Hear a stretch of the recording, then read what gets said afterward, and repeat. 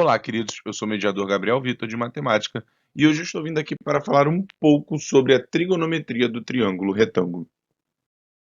Antes de começar a falar precisamente da trigonometria, que é o estudo das medidas dos ângulos, nós vamos falar sobre alguns elementos importantes no triângulo retângulo. Primeiramente, todo triângulo retângulo possui um ângulo de 90 graus, como assinalado na figura. Além disso, o lado oposto ao ângulo de 90 graus, ele é chamado de hipotenusa. Ainda no triângulo retângulo, os lados que formam o ângulo de 90 graus são chamados de catetos. E veremos que, em alguns momentos da trigonometria, falaremos sobre o cateto oposto, isto é, aquele cateto que está de frente para o ângulo desejado, e o cateto adjacente, que será aquele que está próximo ao ângulo desejado. Uma relação importante no triângulo retângulo é um teorema de Pitágoras, mas que desde já citamos que não é uma relação trigonométrica, uma vez que não envolve os ângulos do triângulo.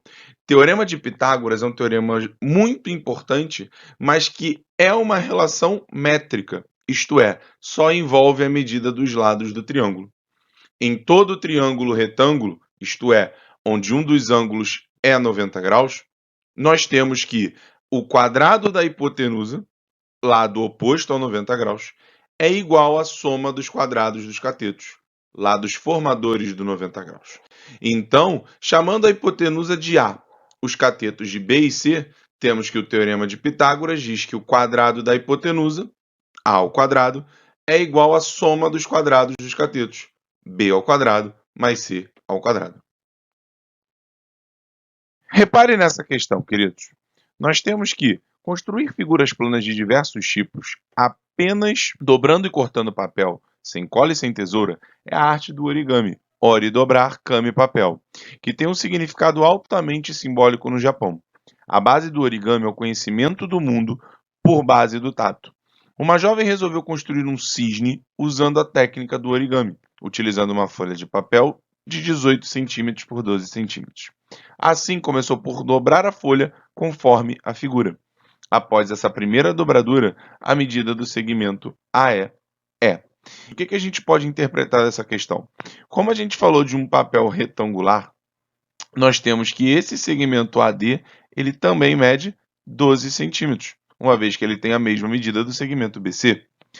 Ainda, o segmento DE vai medir 6 centímetros, uma vez que o segmento DE somado ao segmento EC tem que totalizar os 18 centímetros do nosso retângulo. Dessa forma, para achar o AE, que eu vou chamar de x, basta aplicarmos o teorema de Pitágoras. X ao quadrado, que é a hipotenusa, é igual a 12 ao quadrado, que é um cateto, mais 6 ao quadrado, que é outro cateto. Teremos que x ao quadrado é igual a 144 mais 36, acharemos que x ao quadrado é igual a 180. E que eu escreverei o 180 como 36 vezes 5. Nós temos, portanto, que o x é igual. O 36 tem raiz quadrada exata, que vale 6. O 5, ele possui raiz quadrada, mas essa raiz quadrada não é exata, então nós deixaremos ele dentro da raiz. 6 raiz de 5 centímetros, que é a nossa resposta, letra D. Repare agora nesse triângulo. Nós faremos algumas razões entre os lados desse triângulo. Por exemplo, se a gente pega a razão entre o cateto maior e a hipotenusa desse triângulo, lembrando que a hipotenusa é o lado oposto ao ângulo de 90 graus. Nós podemos perceber que essa razão é igual a 4 dividido por 5. Maravilha? Repare ainda na razão entre o cateto menor e a hipotenusa do nosso triângulo retângulo. Nós teremos que essa razão será igual a 3/5. Repare ainda neste triângulo semelhante ao primeiro, uma vez que os lados são proporcionais aos lados do primeiro, nesse caso a proporção é de razão 2, e os ângulos são congruentes aos ângulos do primeiro. Dessa forma, queridos, se pegarmos a razão entre o cateto maior, isto é, aquele de maior tamanho, e a hipotenusa desse triângulo, nós teremos que esta razão vale 8 sobre 10. Ao simplificarmos por 2, teremos 4 quintos, que é a razão do cateto maior pela hipotenusa do triângulo anterior. Ainda, pegando a razão entre o cateto menor, isto é, aquele de menor tamanho, e a hipotenusa do triângulo, o lado oposto ao ângulo de 90 graus, temos que esta razão será 6 sobre 10, que ao simplificarmos por 2 dá 3 quintos, que também é igual à razão do triângulo anterior. Agora, neste outro triângulo semelhante aos demais, se continuarmos calculando as nossas razões, teremos que a razão entre o cateto maior, que nesse caso vai medir 12, pela hipotenusa, que nesse caso vai medir 15, chegaremos à conclusão que ao simplificar a fração 12 sobre 15, estaremos falando de 4 quintos, que é igual às razões anteriormente mostradas. Além disso, se pegarmos novamente a razão entre o cateto menor pela hipotenusa, nós teremos que o cateto menor mede 9, a hipotenusa mede 15. Se simplificarmos, acharemos 3 quintos.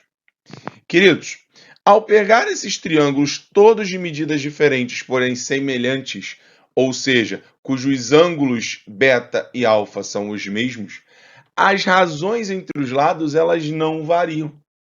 Dessa forma, nós podemos estabelecer algumas razões trigonométricas que relacionam o ângulo de um triângulo retângulo com os seus catetos e a hipotenusa. Primeira razão que nós podemos fazer, o seno de alfa vai ser o cateto oposto ao nosso ângulo, dividido pela hipotenusa. Lembrando que o cateto oposto será o cateto que está de frente para o ângulo. Repare que na minha figura, o cateto BC é oposto a alfa, enquanto o cateto AB é oposto a beta. Ainda a segunda razão, que é o cosseno, que será o cateto adjacente dividido pela hipotenusa. Repare que o cateto adjacente é o cateto não oposto, é o cateto que está junto ao alfa. Nesse caso, o AB é o cateto adjacente ao alfa, enquanto o BC é o cateto adjacente ao beta.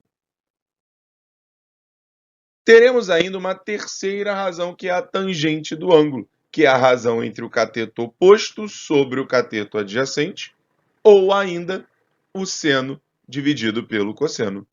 Repare que, no quesito alfa, o cateto oposto é o BC e o cateto adjacente é o AB. Enquanto no beta, esses papéis são invertidos.